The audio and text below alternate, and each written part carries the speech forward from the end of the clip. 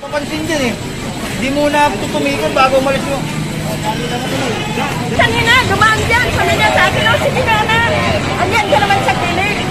Pwede na yan. Sabi na basta wag ka lang pumunta sa bangketa.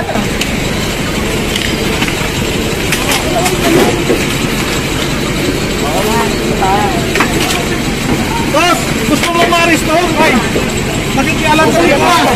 Kasi kuya, talagang bawal pa yun eh. pinapatay niya pa yung mga halaman na kinukuha.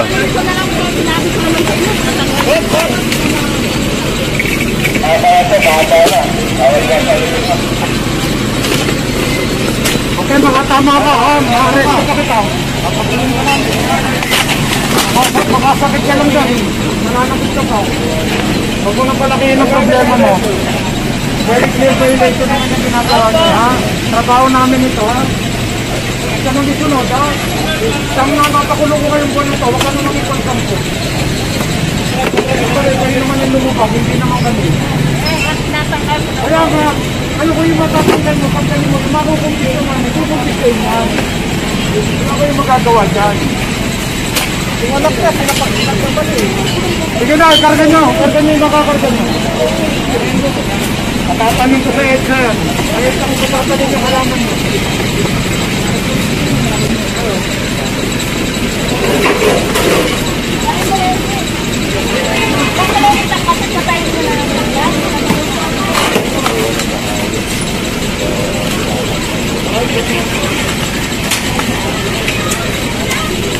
Ang pipilitan ka rin yung Paris to na. Dahil sa buhay namin yan. Alam ka na dyan ba ako?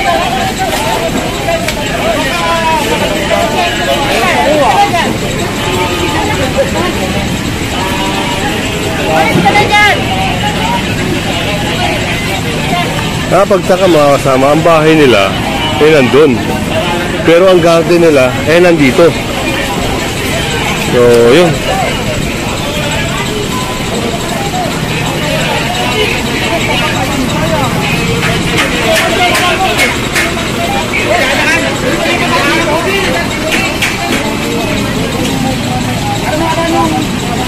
Natin dito mga kasama.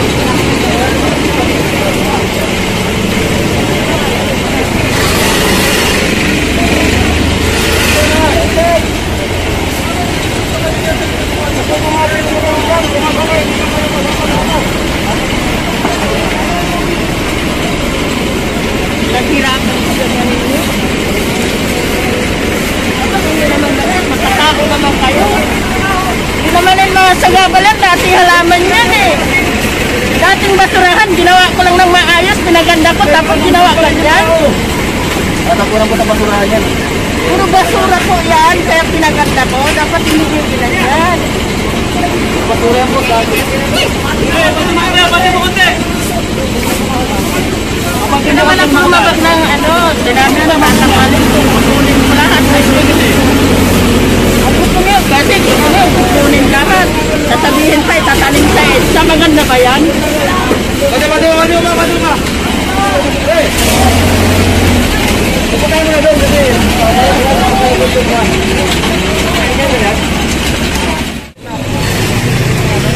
Shout out sa inyo.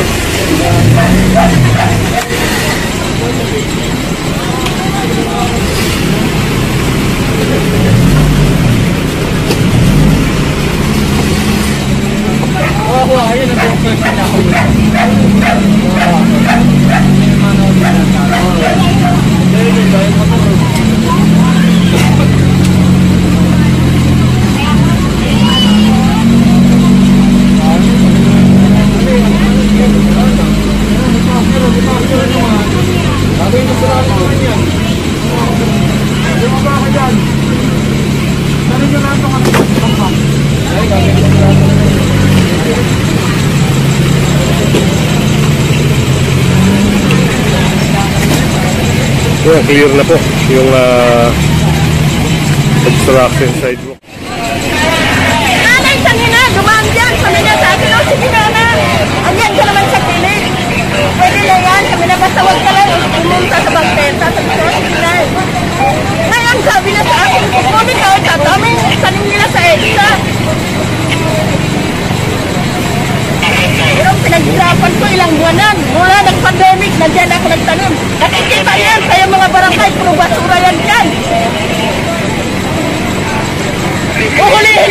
Hulihin niya ako ngayon.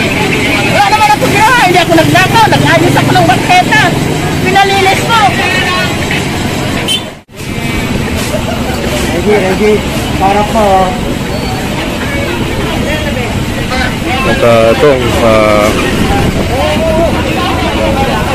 itong motorsiklo na ito na walang helmet ay hinarang ng task force. So, anong operation nila ngayon?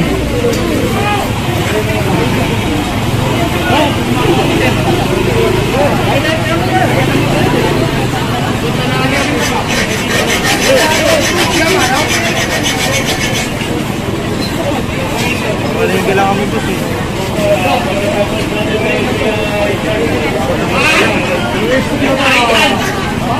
Nalapas mo lang mulay ko na wala kang yan pala ako.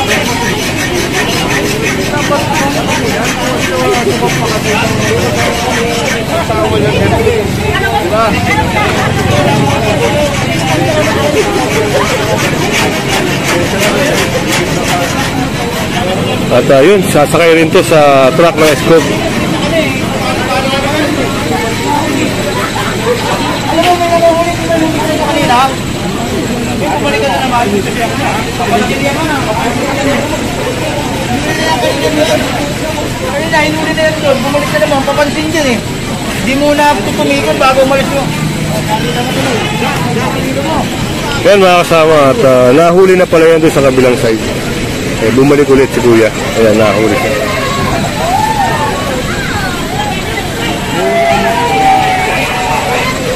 Wala lang po.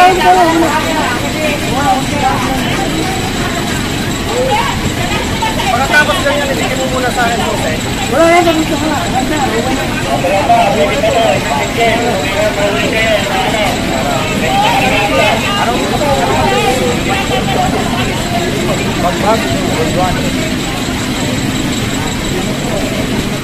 Ito mga kasama at meron din. Sir, ano ito? Walang lisensya? Ayan, walang lisensya. Mag-asawa pa. Initial violation sir, walang helmet, no?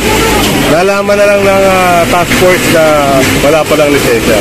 So yun, impound sasakyan ito. Impound ang motor na ito mga kasama.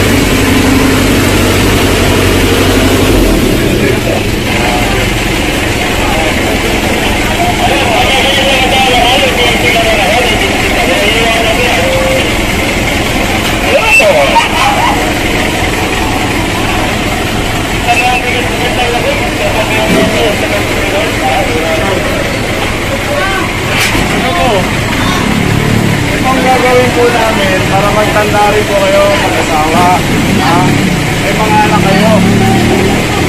In case of accident, wag naman sana, paano yung mga anak nyo mag-iwan?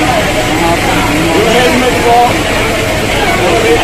purpose na mga ulo. Alam ko po, matagal nyo lang ginagawa yan. Ngayon lang kayo nag-change po.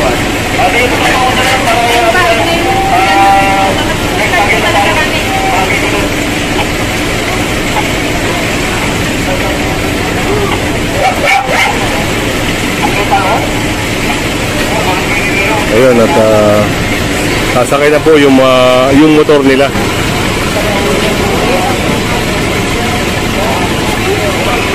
Yan, sa Tumana Marikina na po makukuha yan.